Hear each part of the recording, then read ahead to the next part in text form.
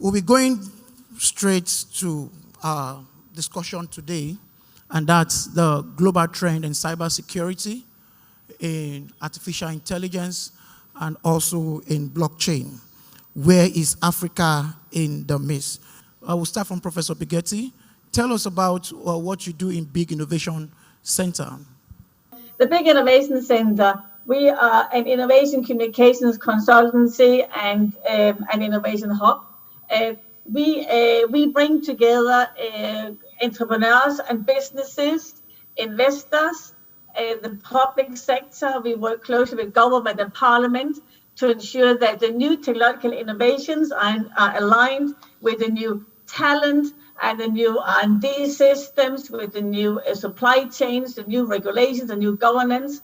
So we ensure that we have all the stakeholders around the innovation ecosystem together. So I can give you some examples of this, but maybe we'll come to this later. But we are also the Secretariat for the UK Parliament's all-party parliamentary group on artificial intelligence and on blockchain.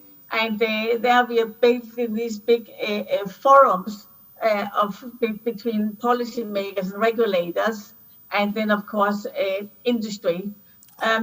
Some of our approach, if I can spend a little bit more time, some of our approach is clearly based also upon learning from abroad. So do you want me to go to now where Africa could be in the mix, or is that later? The blockchain baron, Shadrach Kubwane, just tell us about what you do in Coronet Blockchain. Coronet Blockchain, under my leadership, we are repairing Africa's supply chains using blockchain. The power center of trade for centuries has moved out of the continent.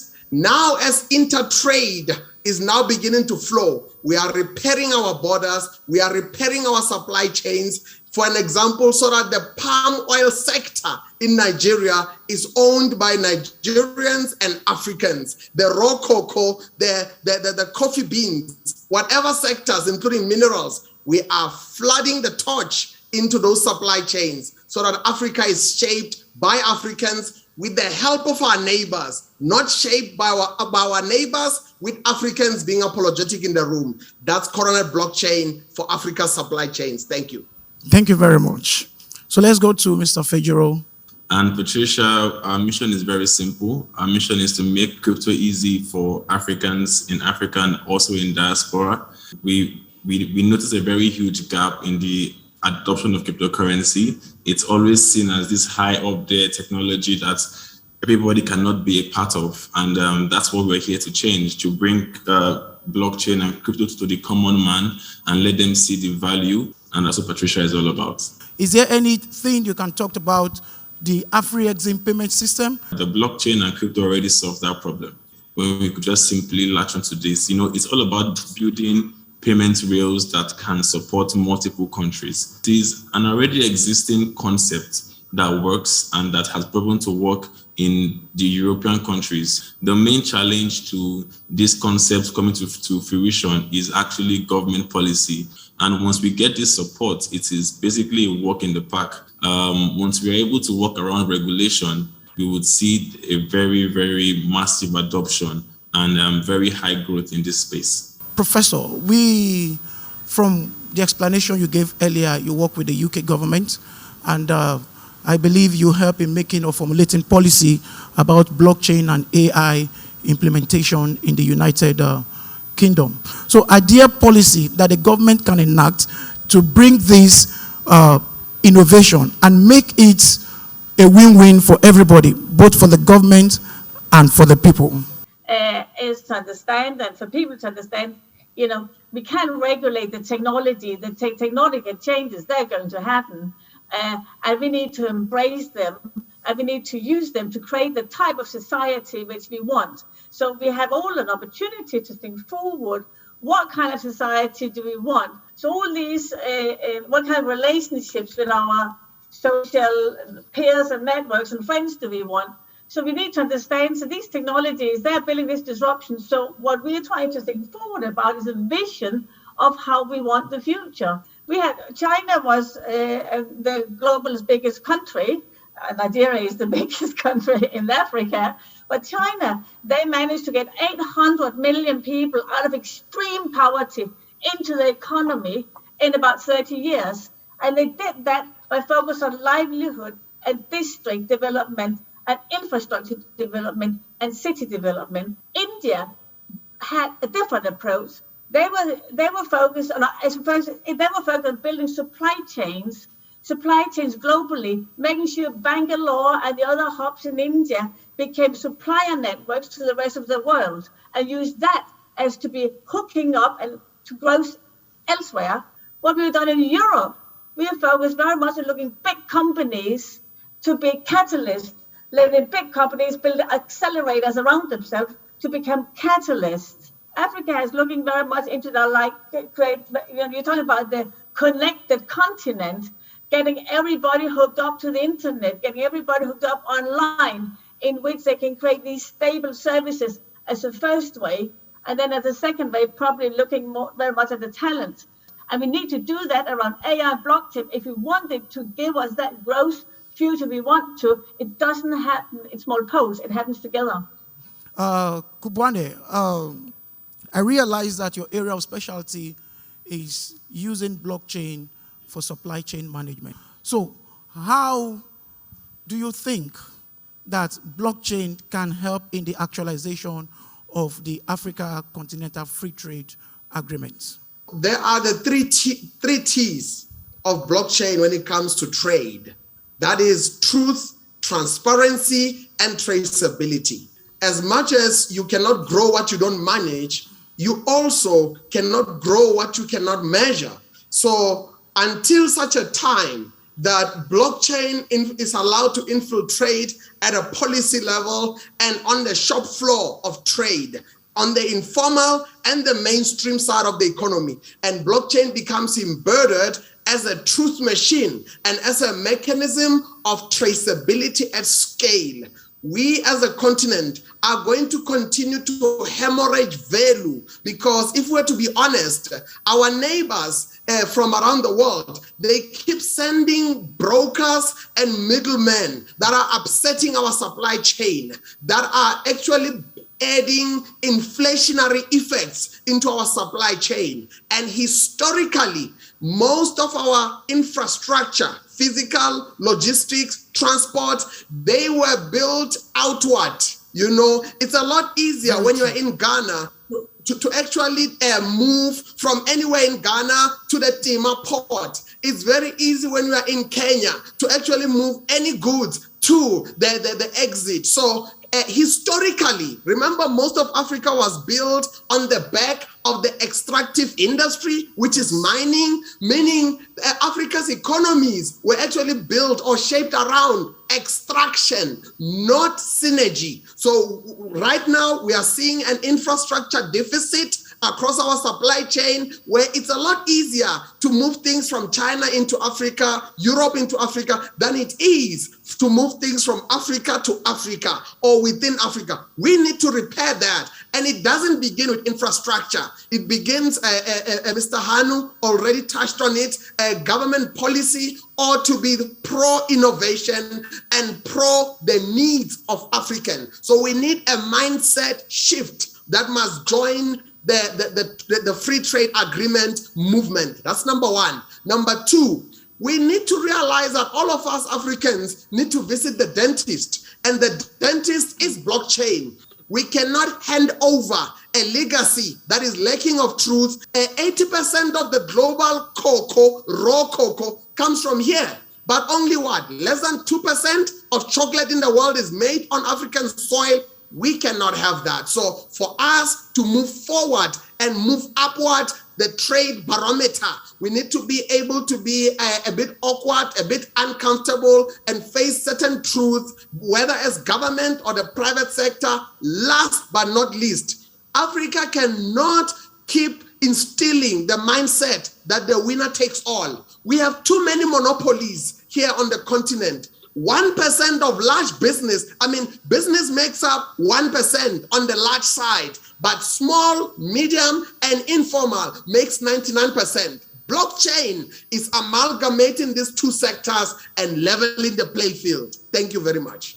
Yes. You established that blockchain has 3 T's: truth, transparency, and what's the third one? Traceability. Traceability. The problem of lack of trust between the African government and the Africans.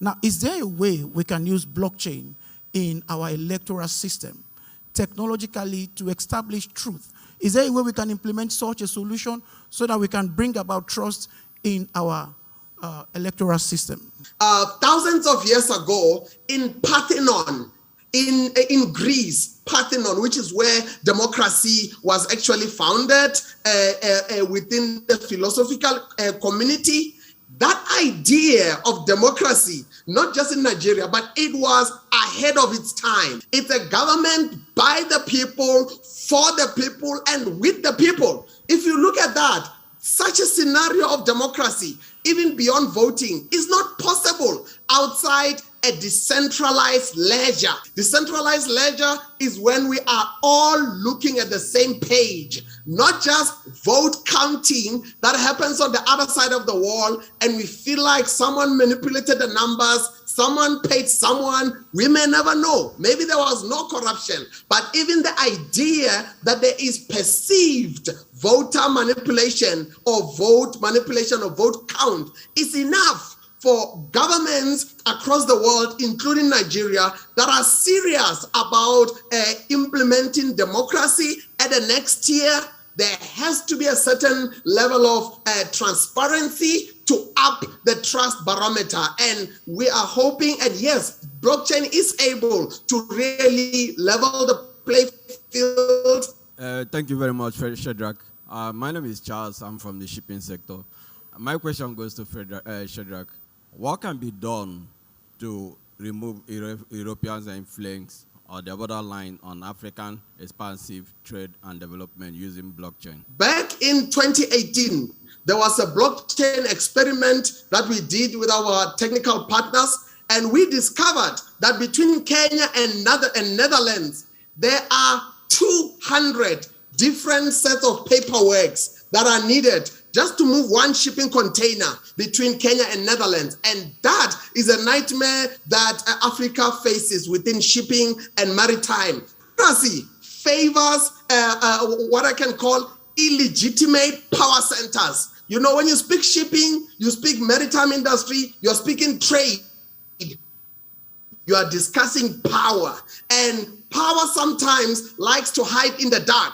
Blockchain as a trust machine or a truth machine does not fix Africa. It actually illuminates what could be the gaps, and then Africa can fix Africa. So to deal with the power centers or illegitimate power control from offshore, we need to know who is actually benefiting from the broken value chain, broken shipping lines, and we also need to know who is being prioritized. One last example, back in 2020 and 2021, there was global supply chain shocks that upset the shipping sector.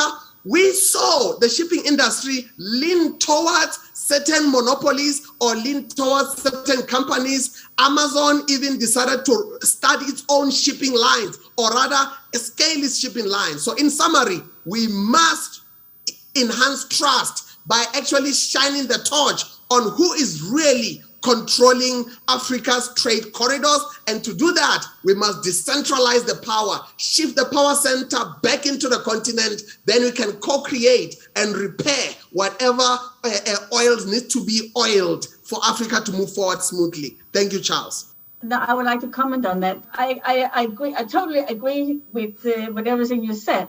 There is the one thing we are discussing in relationship to that in UK Parliament, and this is who controls the blockchain. So it's well enough we need a decentralized system, but who got access to what information on the blockchain, and how is the blockchain network governed, and where should government be in that, and what would happen if all of a sudden you might have some of these companies that might look like now entrepreneurial, but all of a sudden they are going to be the next tech giant. Are they going to be controlling the blockchain? Will they be the new powerhouse? So therefore, governance. Have you thought forward about governance around the blockchain?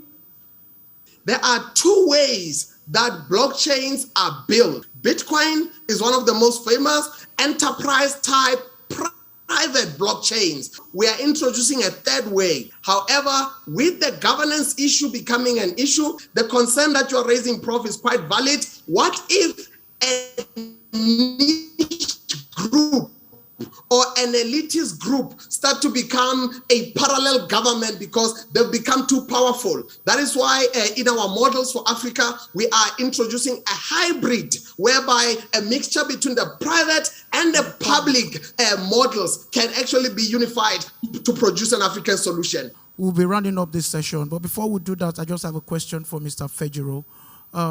Last year, 2 years ago, we had an issue of the CBN clamp down on cryptocurrency exchange in Nigeria. And you run the cryptocurrency platform, Patricia. So what is your advice for the government? The government has every reason to be worried about this new technology. Just bouncing off the question that was just asked about when a company becomes so powerful in crypto and controls all the assets, it becomes a problem, and there has actually been a third way of building on the blockchain, as Shadrach just mentioned, and it's called CDFI. So this is a mixture between a decentralized and a centralized exchange, and this gives power to both everybody, the people, even in the ecosystem. So I think my first thoughts to the government and regulators would be to try to actually understand it. So there are a lot of opportunities. Crypto is not bounded by geography. Means anybody anywhere in the world can jump on it and can win on it. Today, Nigeria is among the top 5 countries in the world who utilize crypto and the blockchain, and this is done without support, without government aid, and without the right infrastructure. So imagine if we had infrastructure, imagine if we had support, imagine if we had regulations that actually supports the positive movement. At Patricia, we employ over 100 people in the company. Across Nigeria, I'm pretty sure crypto accounts for hundreds or thousands of jobs, and the more the industry gets deepened, and the more regulators allow it to thrive, we see people getting more liberated. Most of the millionaires you see today around the millennials and the Gen Z are largely from crypto and entertainment. So this is exactly where the world is going, and we need to be able to build the product. Africa, Nigeria, we can actually build a product. Cryptocurrency is not bounded by geography. What is Germany known for? Making cars. What is America known for? What is Nigeria known for? What is Africa known for? We can be known for cryptocurrency. It's new, it's shiny, and we are already on it. Thank you so very much, Fejiro, Shadrach, and Professor Bigeti. It's been a very wonderful session, which I'm sure my audience will agree with me. But we have to round up now.